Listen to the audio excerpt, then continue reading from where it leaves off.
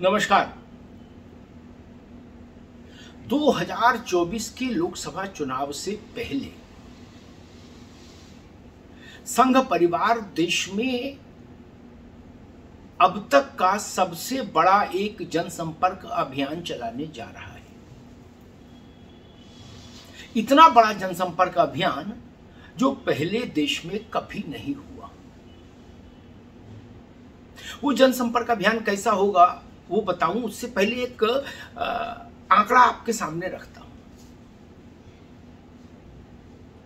अयोध्या में राम जन्मभूमि स्थल पर रामलला का मंदिर बने, इसके लिए जब धन संग्रह अभियान आरंभ हुआ तो आपको पता है कि संघ परिवार और उसके आनुषंगिक संगठनों से जुड़े लाखों लोगों ने कितने घरों में कुंडी खटखटाई, नहीं याद होगा। 12 करोड़ से ज्यादा घरों में दस्तक दी थी, व्यक्तिगत दस्तक, डिजिटली नहीं, जाकर व्यक्ति के स्तर पर दस्तक। और आपको मालूम है कि अयोध्या में जो मंदिर बन रहा है, जिसमें 22 जनवरी को प्राण प्रतिष्ठा है रामलला के विग्रह की, उसमें इस देश के कितने लोगों ने आर्थिक योगदान किया है, कम या ज्यादा छोड़ दीजिए, योगदान कितने लोगों ने किया, कुछ अंदाज? आप जितना अंदाज लगा पाएंगे उससे ज्यादा की संख्या में बताऊंगा। 65 करोड़ लोगों ने राम जन्मभूमि स्थल पर मंदिर निर्माण के लिए इस देश में आर्थिक योगदान किया। 65 करोड़ लोगों ने। ये संख्या अपने आप में भारत के इतिहास में अब तक की सबसे बड़ी संख्या है, किसी भी अभियान में देश के सामान्य जन द्वारा किए जाने वाले आर्थिक सहयोग को लेकर। देश में अभी तक ऐसा कोई कार्यक्रम नहीं हुआ कभी, जितना भी इस देश का ज्ञात इतिहास है, जिसमें 65 करोड़ लोगों ने सहभागिता की हो, हिस्सेदारी ली हो। अयोध्या का मंदिर इस मामले में भी अनूठा है, दिव्य है, बृहद है, विशाल है। अब जिस अभियान की बात मैं कर रहा हूं वो उस अभियान का आरंभ स्थल भी अयोध्या ही है। जी हां, अभी पिछले दिनों राष्ट्रीय स्वयंसेवक संघ का शीर्ष नेतृत्व 2-3 दिन अयोध्या में रहा। सारी चीजों की समीक्षा हुई, प्राण प्रतिष्ठा समारोह का एक की कार्य योजना बनी, कैसे और किस तरह से वो आयोजन हो जो अनूठा हो, जो अद्भुत हो, जो अकल्पनीय हो, जो भव्य हो। और इससे ज्यादा बड़ा जोर जिस अभियान पर रहा, उस अभियान का नाम है पीले चावल वितरण कार्यक्रम। भारत में कहीं किसी को न्योता देना होता था तो पीले चावल भेजे जाते हैं शगुन के रूप में। पीले चावल का मतलब कि हम आपको आमंत्रित कर रहे हैं।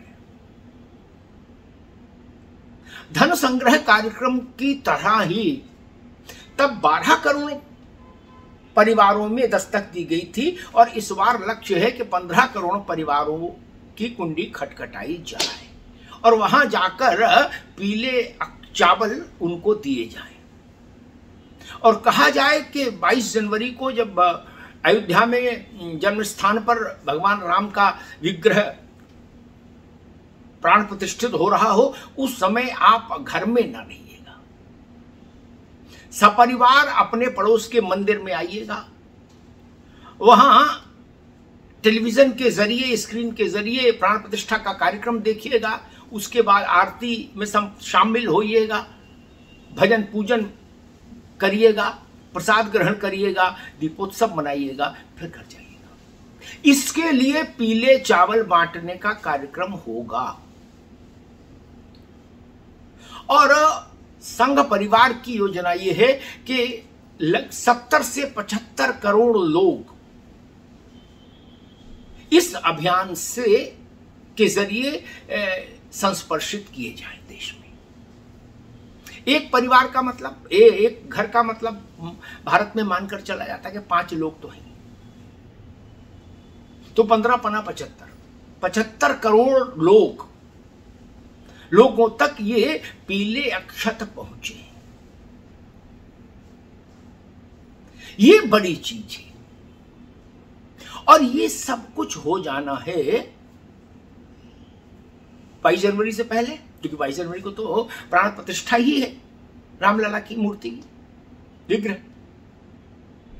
अब आप सोचिए, इस देश के 15 करोड़ परिवारों तक वो पीले चावल पहुंचेंगे, तो वो केवल चावल नहीं होंगे, उनके पीछे एक भाव होगा, एक संकल्प होगा, एक आस्था होगी, एक श्रद्धा होगी, एक कथा होगी, पूरी एक नैरेटिव होगा कि ये चावल किस लिए आए। ये चावल आए हैं क्योंकि 500 वर्षों के अथक अनकत संघर्ष के बाद अयोध्या में श्री राम जन्मभूमि स्थल पर भगवान राम का मंदिर बन चुका है और वहां रामलला की मूर्ति की स्थापना होने जा रही है। ये एक आत्मगौरव की कथा भी 75 करोड़ लोगों तक पहुंचाएगा संघ परिवार। अब इससे क्या सामाजिक और राजनीतिक तौर पर क्या फर्क पड़ेगा, इसका अनुमान आप खुद लगाइए। मैं सिर्फ इतना कह सकता हूं कि इतना बड़ा जनसंपर्क अभियान देश में कभी नहीं हुआ। धन संग्रह कार्यक्रम जो था अयोध्या में मंदिर के लिए, वो भी देश में सबसे बड़ा कार्यक्रम है। उससे बड़ा कोई कार्यक्रम किसी ना राजनीतिक दल ने, ना सामाजिक संगठन ने, ना सरकार ने, कभी किसी ने नहीं किया। ये जान लीजिए। इसकी तुलना आप कोरोना की वैक्सीन का जो अभियान था उससे कर सकते हैं। सामाजिक अभियान कोई इसके आसपास नहीं पहुंच सकता। और इस बार 75 करोड़ लोगों को संस्पर्शित करने का लक्ष्य रखा गया है। अब इसकी कुछ राजनीतिक चर्चा भी हो जाए कि अगर 75 करोड़ तक संघ परिवार और उसके संगठन पहुंचेंगे, जिन आनुषंगिक संगठनों की जब मैं बात करता हूं तो उसमें भारतीय जनता पार्टी भी आती है। संघ के आनुषंगिक संगठनों में विद्यार्थी परिषद है, वनवासी कल्याण परिषद है, दुर्गा वाहिनी है, विश्व हिंदू परिषद है, बजरंग दल है, तमाम संगठन है। करीब 3 दर्जन संगठन है, आनुषंगिक संगठन राष्ट्रीय स्वयंसेवक संघ के छतरी तले। उन सबके लाखों लाख कार्यकर्ता जब निकलेंगे गांव गांव, गली गली, मोहल्ले मोहल्ले, टोले टोले, तो कैसा एक वायुमंडल बनेगा सोचिए। हर घर की कुंडी खटखटाई जा रही होगी और उसके हाथ में पीले अक्षत रखे जा रहे होंगे, पीले चावल रखे जा रहे होंगे।